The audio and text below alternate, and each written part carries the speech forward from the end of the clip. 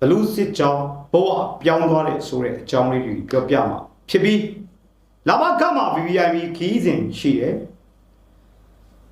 တရင်တွေထဲမှာတော့မနေ့ကရန်ကုန်ကြီးမနိုင်မြို့နယ်အလက်ချောင်းကြီးရွာနဲ့အလက်ချောင်းနဲ့ဆက်ဆန်းတွေတကောင်စီကောက်ယူမှုစီဝေးမှာတိုက်ခိုက်ခံရမှုကြောင့်ရန်ကုန်ကဆရာမတွေမပါဝင်တော့ဘူးလို့သိရပါတယ်။ဒါပြင်လေးကိကောမှာတိုက်ပွဲရှိပါတယ်။ဆိုတော့ဒီအခြေအနေတွေကိုကျွန်တော်တို့သုံးသပ်ဆွေးနွေးတင်ပြသွားကြမှာဖြစ်ပြီးပထမဦးဆုံးအနေနဲ့ဘုဒ္ဓလင်မှာရုပ်မှာမိုက်ရိုင်းပြီးပြည်သူကိုမရင်းကျင့်တပ်ဖြတ်မရင်းကျင့်ပြီးမအင်္ဂါရဲဘီယာဘူးကွန်ထိုးတဲ့လူတွေကိုလက်ဖြတ်ချီဖြတ်လက်သေးတွေထုတ်မိုက်ရိုင်းတာကန်းကုံအောင်လုပ်ခဲ့တယ်ဘလူးစစ်ကြောင်းဆိုရဲလူရုပ်မှာတက်ကျွန်တော်တို့96 soldier ဦးဆောင်တဲ့96 soldier ပါဝင်တဲ့ဦးပေါင်းတော်လိုင်းတက်တွေကြားပြတိုက်ခိုက်မှုကြောင့်အယောက်90ကျော်မတာပေါ်မဆီကိုက်လုံးပေးမင်္ဂလာပါတို့ရေးချန်နယ်ဟာဆိုရင်နေ့စဉ်နေ့တိုင်းတန်းစုတန်းကောင်းတွေကိုတက်ဆက်ပေးနေတာမို့ like and subscribe လုပ်ပြီးတောင်းဆိုချင်ပါတယ်40လောက်ရှမ်းမိတာပြီးကျန်တဲ့လူတွေကတော့ခွေပြေးပြေးသွားရပါတယ်ဒီဘလူးစစ်ကြောင်းမှာအင်မတန်ရုပ်မာတဲ့ဆောင်ရွက်ချက်တွေကိုဆောင်ရွက်ခဲ့တဲ့ရုပ်မာသောလူတစုနဲ့ဖွဲ့စည်းထားတာဖြစ်ပြီးဒီရုပ်မာမှုတွေကိုတော့ဖက်စစ်တဲ့စစ်ကောင်စီဘက်ကဂုံယူဝင်ကြွားစွာဖော်ပြလို့ရှိပါဆိုတော့ဘုဒ္ဓလင်မွန်လေစက်တင်ဘာလ30ရက်နေ့မွန်လေ12နာရီမှာဘုဒ္ဓလင်မြို့နယ်ကူရောရဲစခန်းကိုစစ်ကူလာရောက်တဲ့အင်အား120ပါစစ်ကြောင်းကိုဂျာပြတ်တိုက်ခိုက်လိုက်နိုင်တယ်လို့ဆိုပါတယ်ဗျအဲ့တော့ဒီတိုက်ခိုက်မှုမှာခုနပြောသလိုဂျမတ်စစ်သား90လောက်တိတ်ဆုံးသွားပါတယ်ကူရောရဲစခန်းဆိုတာကအနောက်မြောက်တိုင်းစစ်ဌာနချုပ်ကို cover ပေးတာအနောက်မြောက်တိုင်းစစ်ဌာနချုပ်ကို cover ပေးတဲ့ကူရောရဲစခန်းကိုပြည်သူတော်လှန်ရေးတပ်တွေကထိုးစစ်ဆင်တိုက်ခိုက်သိမ်းပိုက်လိုက်တဲ့အချိန်မှာဒီကူရောရဲစခန်းကိုလာပြီးတော့စစ်ကူပေးတဲ့စစ်ကြောင်းဖြစ်ပါတယ်ကူရောကနေဘုဒ္ဓလင်ကိုအပြန်လမ်းမှာပိတ်ဆို့ထိုးစစ်ဆင်တိုက်ခိုက်ခဲ့တာဖြစ်ပါတယ်ဒီလိုတိုက်ခိုက်မှုကြောင့် fighter တွေနဲ့ jet fighter တွေနဲ့လာရောက်ပစ်ခတ်ဘုံကျဲပြီးတော့ MI-70 တွေနဲ့တရဇက်17နဲ့ပစ်ခတ်ခဲ့ပါတယ်အချိန်4နာရီလောက်တိုက်ပွဲဖြစ်ခဲ့တယ်လို့96 soldier ကသိရပါတယ်ဆိုတော့ရုံးမာမှုပေါင်းကန်းကုန်နေတဲ့ဒီစစ်ကြောင်းကိုတိုက်ခိုက်လိုက်နိုင်မှုဘလူးစစ်ကြောင်းဘဝပြောင်းခြင်းဆိုတဲ့ခေါင်းစဉ်လိုပဲကျွန်တော်ပြောရင်းဒီကနေ့မန္တလေးမှာအကောင်ကြီးအမီးရှိတယောက်ရဲ့လမ်းကြောင်းရှိပါတယ်ဒါကြောင့်မို့လဘကတိုင်းမှုပြရခတ်နေပြီးတော့လဘကရဲ့ကြားတဲ့ရှော့တဲ့ဒုံးတွေကြောင့်ပြင်းထန်တဲ့ထိခိုက်ဒဏ်ရာရရှိမှုတရင်မှုအပါအဝင်အဓိကနေရာတွေပေါက်ကွဲမှုကြောင့်တရင်မှုလည်းတိတ်ဆုံးသွားတယ်လို့သိရပါတယ်ဒီအချက်တွေကြောင့်လဘကတိုင်းမှုဟာစစ်ခုံရုံးတင်ခံရဖို့နီးစပ်လာနေပါနေပြည်တော်ကို drone တွေနဲ့စစ်စင်ရေးဆောင်ရွက်မယ်ဆိုတဲ့သတင်းတွေထွက်ပေါ်တာကြောင့်မာလာဖက်စစ်တပ်ကစစ်ကောင်းဆောင်တစုနဲ့မာလာလက်အောက်ကကောင်တွေက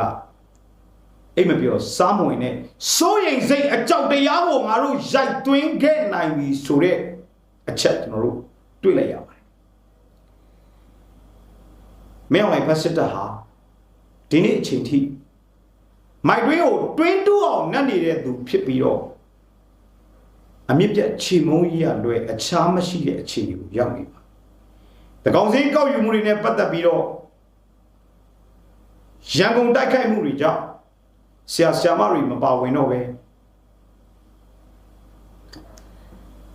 အုပ်ကြီးတွေယာယီမှုတွေကတော့အသေးခံကွန်မန်ဒိုတွေအဖြစ်တကောင်စင်းကောက်မယ်လို့ဆိုပါတယ်တရားကုန်ရက်ွက်အုပ်ချုပ်ရေးမှုတိုက်ခိုက်ခံပြီးမှအုပ်ချုပ်ရေးမှုတွေတော်တော်များများ လက်ဖိတ်တော့ထွက်မတော့ရေတော့အလက်ချောင်းနဲ့ဆက်ဆန်းတိုက်ခိုက်မှုကြောင့်သကောင်စင်းကောက်ယူမှုလုပ်ငန်းစဉ်ဟာတန့်သွားတာမျိုးတွေ့ရပြီးတော့တကယ်တိုက်ရင်တကယ်ကြောက်တယ်တကယ်တိုက်ဖို့ပဲကျွန်တော်တို့လိုတယ်ဆိုတာမျိုးတွေ့ရှိရပါတယ်ဒါပေမဲ့တိုက်ခိုက်ရတဲ့မျိုးပြပျောက်ကြားရဲဘော်တွေဟာလေအသက်နဲ့ရင်းပြီးတိုက်ခိုက်ရတဲ့အတွက်လေးစားကုန်ယူတန်ဖိုးထားပါတယ်နောက်တစ်ချက်ကသကောင်စင်းကောက်ယူမှုတွေကိုမြို့ပြဖြစ်တဲ့မန်ကုန်မန္တလေးအေရဝတီတိုင်းအများဆုံးဖြစ်နေပြီးတော့အချောင်းလေးချောင်းစားလူဒန်းစားတွေများများရှိတဲ့မြို့ပြတွေမှာသာလုံနိုင်ပြီးတော့တတိုင်းလုံးပြကြခံတော်လန်ပုံကန်နေတဲ့စကိုင်းတိုင်းလိုနေရာမျိုးကရင်လိုနေရာမျိုးရှမ်းမြောက်လိုနေရာမျိုးမှာဖြတ်တောင်မရှောင်ရဲတဲ့အခြေအနေမျိုးကိုကျွန်တော်တို့မြင်နေရပါတယ်ဆိုတော့မာလာဘတ်စစ်တာတစ်ဖက်မှာနိုင်ငံရေးစစ်မျက်နှာနဲ့ဝါဒဖြန့်ချီကိုတရဇက်ဆောင်ရွက်နေပြီးတော့စစ်ရေးမှာလေမြင်တဲ့တရဇက်ဘုံကျဲမှုတွေနဲ့အပြင်ထိုးစစ်ဆင်မှုတွေလည်းရှိပါတယ်ဒီကနေ့ calling ကိုထပ်ပြီးတော့ဘုံကျဲပါတယ် calling ရဲ့နောက်ချမ်းကရွာတွေကိုဘုံကျဲတယ်လို့ကျွန်တော်တို့သိရပါတယ် calling အုတ်ကန်ကျေးရွာကိုဘုံကျဲပြီးပေါင်900ဘုံနေတဲ့ကျဲကြတဲ့အတွက်ပြည်သူလူထု9ဦးတေဆုံးပြီး4ဦးတန်ရရှိပါဆိုတော့ကောလင်းမှာအုတ်ကန်ရွာတွေမကပဲနဲ့အနောက်ချမ်းကအုတ်ကန်မူးတိန်ပြီးတကောင်းအရာတွေကိုလည်း MI35 နဲ့8ကြိမ်ထက်မနည်းအကြောင်းမဲ့ပြစ်ခတ်ခဲ့လို့17နှစ်ရွယ်အမျိုးသမီးငယ်တူခြေလက်အင်္ဂါတွေတော်တော်များများထိခိုက်ခဲ့ရရွာတစ်ကျေးရွာအနီးကိုလည်းဘာတိုက်ပွဲမှမရှိတဲ့နေရာပေါ်အရတားပြည်သူတွေနေတဲ့အိမ်ပေါ်တက်တက်ကိုချက်လေရင်နဲ့ပေါင်900ဘုံ2လုံး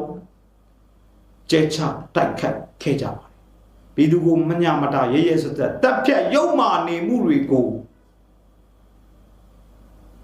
ပြင်းပြင်းထန်ထန်ကျူးလွန်နေတဲ့မအားလာဖက်စစ်တပ်ရဲ့ဆောင်ရွက်မှုတွေအပေါ်မှာအိန္ဒိယနိုင်ငံများနဲ့ကမ္ဘာကြီးကတော့မျက်မှန်စိမ့်တက်ထားခြင်းအကျိုးစီးပွားနေတဲ့ geopolitics အပြိုင်ဆိုင်လူပွဲမှာကျွန်တော်တို့ကဒေါ်စင်မအောင်နိုင်ငံသားရေးဝန်ကြီးပြောတယ်လို့ပေါ့ဗျာစင်းတွေကြပါလေချိညက်နေအမှန်တော့ပဲတော်ကြစားညက်မဲ့အခြေအနေမျိုးနဲ့အမေရိကန်ကူညီနဲ့တိုက်နေပါတယ်ဆိုပြီးတရုတ်ကလည်းမလုံမုန်းတာအမေရိကန်ကလည်းမြောက်ပိုင်းညီအောင်သုံးဝက်နဲ့ပေါင်းနေတဲ့အတွက်တရုတ်နဲ့ဆက်ဆံရေးရှိသွားမှာကိုဆိုရင်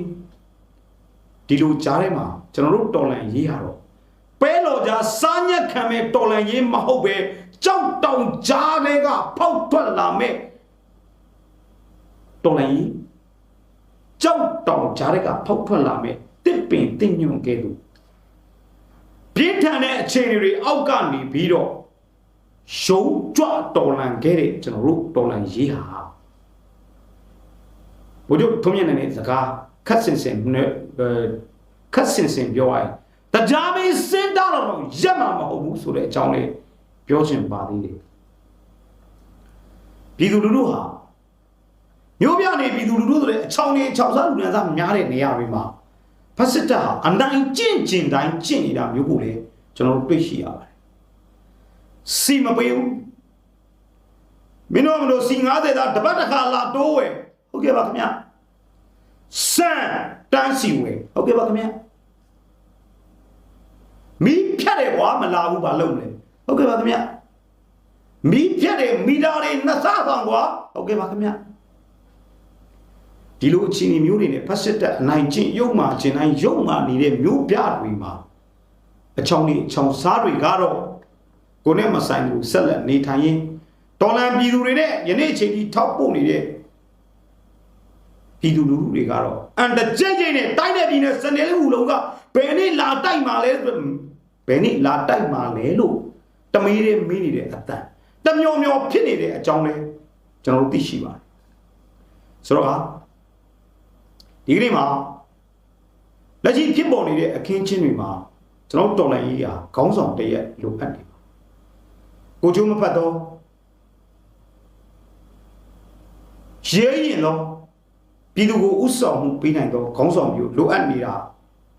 တွေ့ရတယ်လို့လက်ရှိလေရင်နဲ့ဘုံကျဲတက်ဖြတ်မှုတွေကြောင့်